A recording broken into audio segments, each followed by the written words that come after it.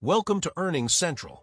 In this video, we'll break down PodcastOne's fourth quarter fiscal 2025 earnings. We'll cover key financial performance metrics and dig into insights from the earnings call. All right, let's go. Starting with top-line revenue, the original estimate for Q4 was $13.11 million. The company actually reported revenue of $14.10 million, surpassing expectations by 7.6%. This quarterly revenue also marked a 20.4% increase compared to the $11.71 million reported in the same quarter last year. Moving to adjusted earnings per share, the original estimate for Q4 was a loss of 4 cents. The company actually reported a loss of 6 cents, falling short of expectations by 2 cents per share. This result also reflects a 1 cent greater loss than that loss of 5 cents per share reported in the same quarter last year. Now, let's dive into some additional performance metrics highlighted during the earnings call. First up, PodcastOne delivered a solid 20% revenue growth year-over-year in Q4, jumping from $11.7 million to $14.1 million. But here's what's really interesting. This wasn't just a one-quarter fluke. Their full fiscal year 2025 revenue also grew 20% to $52.1 million compared to $43.3 million in fiscal 2024. That's consistent growth in a competitive market. Now, profitability is where things get exciting. PodcastOne achieved a positive $0.9 million adjusted EBITDA in Q4, which is a significant improvement from the positive $0.3 million they posted in the same quarter last year. This shows they're not just growing revenue, they're getting more efficient at converting that revenue into actual profits. What really caught my eye was their balance sheet strength.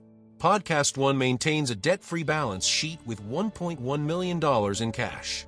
In today's environment where many companies are struggling with debt loads, having zero debt gives them incredible flexibility to make strategic moves without worrying about servicing interest payments. But here's where management really showed confidence in their business model. They raised their fiscal year 2026 guidance to $55 to $60 million in revenue. That's projecting continued double-digit growth, which is no small feat in the current economic climate. Even more impressive, they're projecting $3 to $5 million in positive adjusted EBITDA for fiscal 2026, showing they expect to maintain and improve their profitability trajectory. The final key metric that demonstrates their growth strategy is that they now host 206 shows and added 64 new programs in 2024 alone. They're not just growing organically, they're actively expanding their content portfolio, which is crucial for attracting both audiences and advertisers. Now let's shift focus to some of the key insights and takeaways from the earnings call. The biggest game changer mentioned in this call was their Amazon Art19 deal hitting minimum guarantee milestones. This partnership isn't just about distribution, it's creating operational efficiencies and opening up new revenue streams. CEO Kit Gray mentioned they hit their minimum guarantee in April and are approaching the next tier, which means higher payouts as they scale. Here's something that really intrigued me: their crypto podcast network expansion strategy. Vice Chairman Steve Lehman, who has experience with crypto ETFs, is leading this initiative. They're seeing an opportunity to consolidate the fragmented crypto podcast space and become what he called a crypto megaphone. This isn't just about adding shows, it's about tapping into a highly engaged, passionate audience that could attract new advertisers like Bitcoin miners. One strategic move that shows they're thinking long-term is their use of stock-based compensation for talent retention. As a publicly traded company, they can offer something their competitors can't: equity participation.